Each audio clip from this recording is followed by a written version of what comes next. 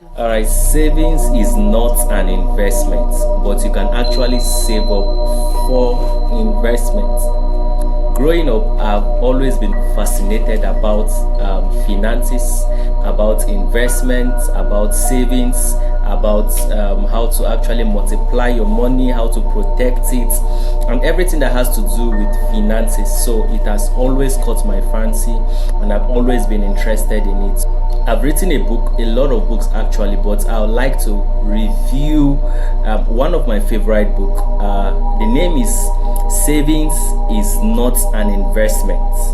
I'm going to be reading from that book. I'm going to be doing a review, but it's going to be a discussion class because it's filled with a lot of stories, it's filled with a lot of lessons you have to learn about finances.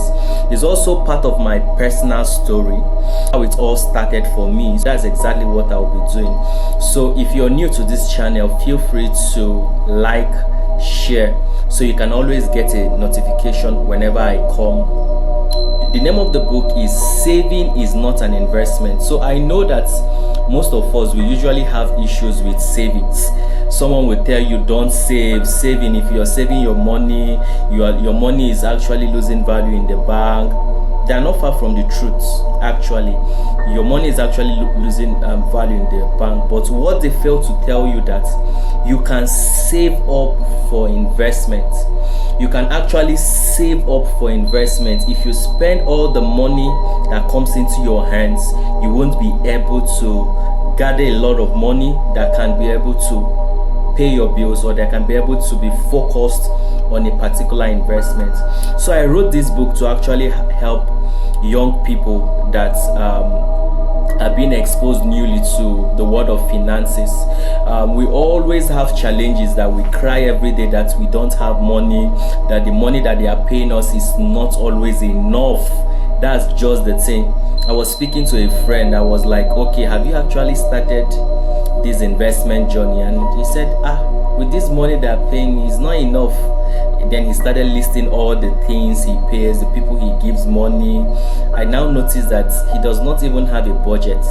So that's one of the things this book actually will be addressing. So just as I said, growing up, I was exposed to a lot of books about finances. My father actually loves reading, so I got that from his character, and I was able to implement it in my life. And one of the books that started me up on my financial journey was The Richest Man in Babylon by George Clason. So later I now got to read Rich Dad Poor Dad by Robert Kiyosaki. Then after that I started reading Richard Templar's book on money and all the rest. So I've been navigating that part. So one good thing about me is I apply a lot. So I don't just read, but I apply, and I've seen results. So one of the things I promise myself that I will be doing is to share these lessons with you. So just like I said, the name of the book is Saving is Not an Investment, but you can actually save up for investments. You can have a particular goal you want to target and save up for that particular investment you want to make. So the subtitle is The Power of Saving for Investments. The power of saving for investment. So I want you to follow me tightly as I'm going to read. When I read very well and I read clearly. So you just have to listen to what I'm reading.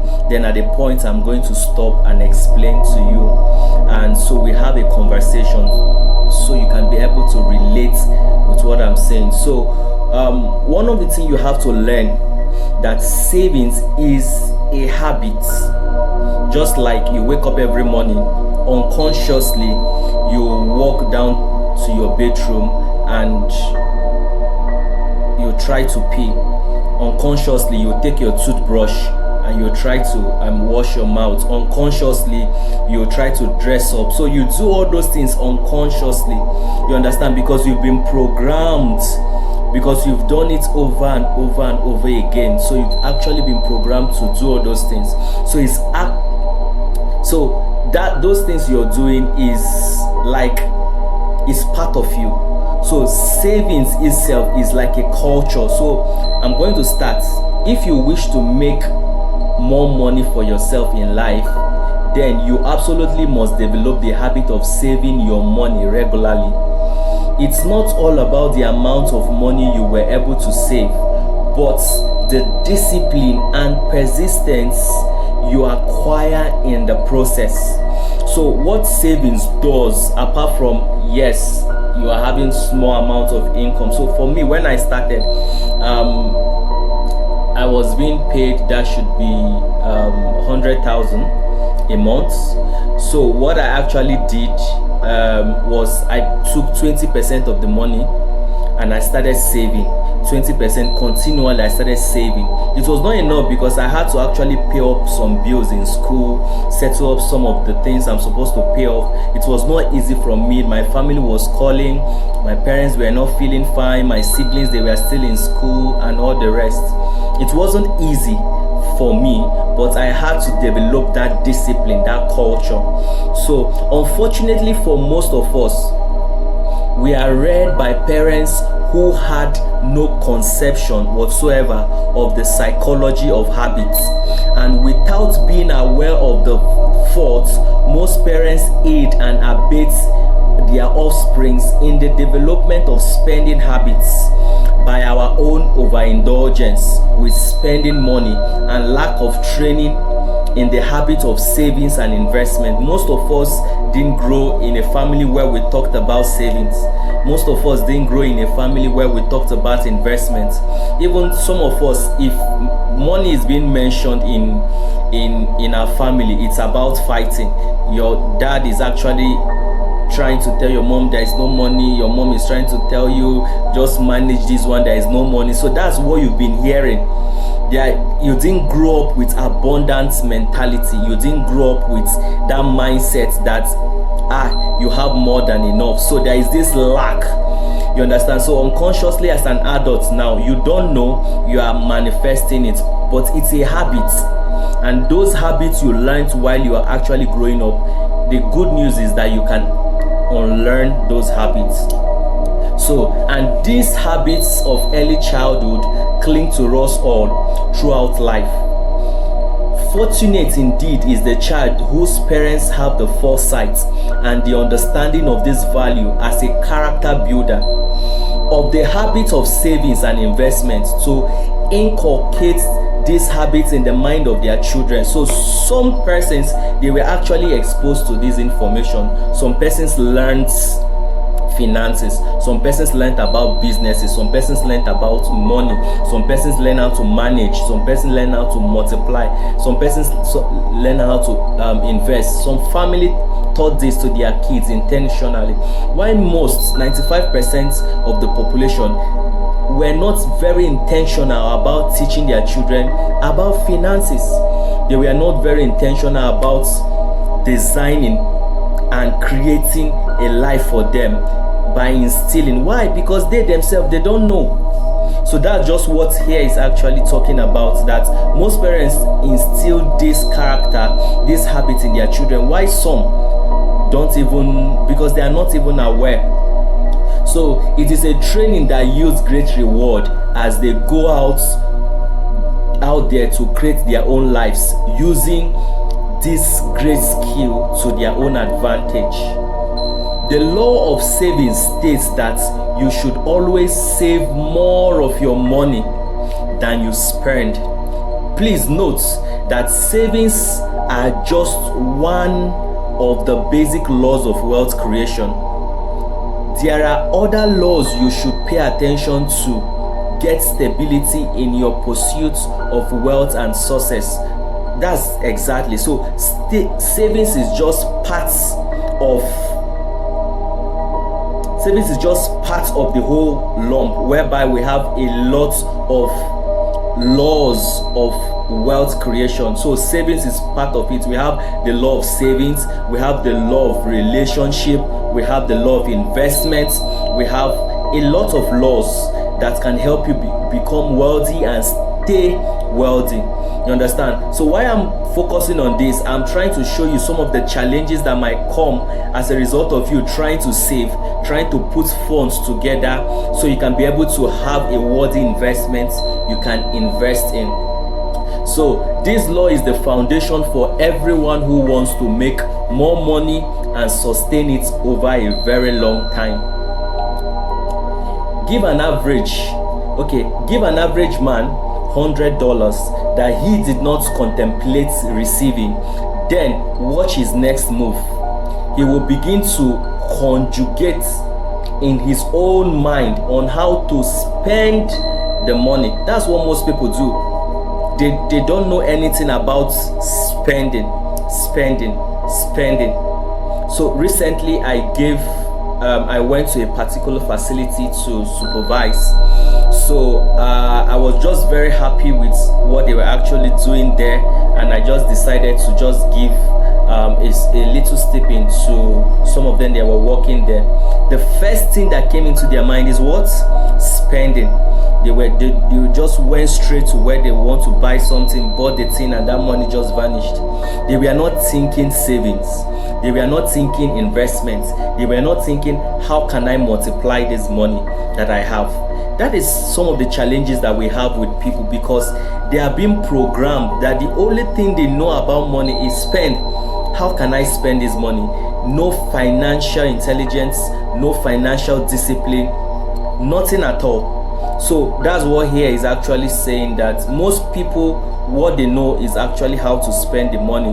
None of them understand the principle of multiplying that money that they have. So dozens of things he needs to buy or think he needs to flash into his mind. So this person has a lot of things coming into his mind he wants to buy. So, but it is rather a safe bet that it will never occur to him unless he has acquired the habit of savings to make the $100 the beginning of his savings account. It will not occur to them that this money that I just received extravagantly, why can't I save it? That's what people don't know. They will say, okay, you just gave me $10, you just gave me $20. This money is not, I just want to spend it. Let's spend it. But they don't know that if you save $10 consistently over 1 year, it's a huge amount of money. If you save $100 every day or every week over 1 year, it's a huge amount of money. Most people don't see that, but that's the problem. They've been programmed to spend. That's the world we are in. But if you're very intentional about this, you will go far in life. That you don't save money and say that money is you're just saving it there and keeping it there, that is going to grow or become an investment for you. No, you are saving for investment. Don't worry, let's continue. You will see a whole lot. So before the end of the day, he would have spent all the money, or at least he would have decided in his mind what he's going to spend it on. Are you seeing it? I continue. It requires a force of character, determination, and the power of firm decision to open a savings account and then add it on a regular basis from all your income and every other free cash that comes into your hands. If you follow my systematic habit of saving a particular proportion of all the funds you earn in life or receive in other ways like gifts, then you are practically sure to place yourself in a position of financial independence. If you save nothing, you will absolutely be sure never to be financially independent, no matter how much income you make. So the issue is that most people don't want to save because they think that the bank is giving them lesser income or lesser interest in their money. No. You save for a particular target, for a particular goal, not just pile up money in the bank. They have long-term investment, they have short-term investment, they have mid-term investments, depending on what you want. But once that your money is coming every month, every week, or every day, you must remove a particular portion of that money to save for the future. That's it. Let's say a company wants to pay you 10 million in a year. They are going to divide it in months. That's why you earn what they call salary. That 10 million they won't give you in a day. They will spread it over 1 year and start paying you. So you intentionally must take a particular portion in that amount and save. You don't just save it and keep it there. You continue to save, and you must have a goal. Don't worry, when we continue, you'll see exactly what I'm saying. I hope this actually helping you, because for me it was life transforming. It was so powerful for me. So let's continue. Let me share a story. Let me share my personal story of how I started this journey of savings and investing my money. It's a clear definition of what Zig Ziglar said in one of his quotes. Success occurs when opportunity meets preparation. Success occurs when opportunity meets preparation. So this was an exact reflection of my story on how I started my investment journey. I was not taught some of these basic laws of money I know today while growing up. I had to learn through self-education and consistent practice.